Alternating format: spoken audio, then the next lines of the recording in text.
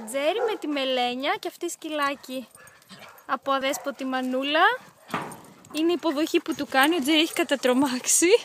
Αλλά το καλό είναι ότι δεν θα έχουμε πρόβλημα στην κατοίκηση από ό,τι φαίνεται. Τζέρι! Μελένια! Τι είναι κορίτσι μου! Τι είναι κορίτσι μου! Μπράβο, μπράβο, μπράβο! Αυτός είναι τεράστιος.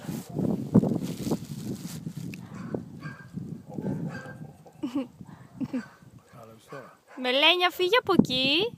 Μπράβο! Μπράβο! Κουκλίτσα μου! Καλέ! Παπα.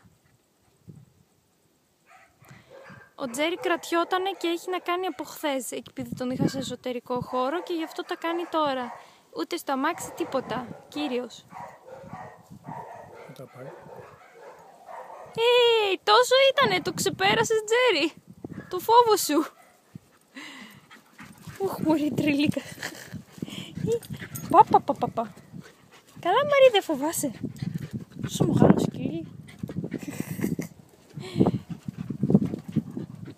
Κουκλίτσα είσαι κι εσύ. Έγινες κουκλίτσα, έγινες.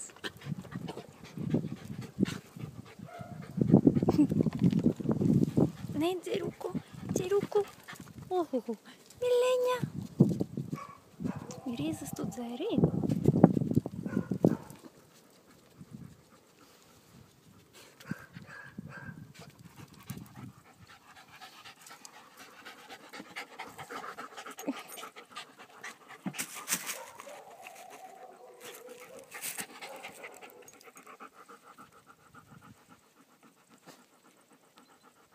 Αχ, μωρή. Ναι, Τζερούκο μου, όλα καλά. Για να σηκωθούμε.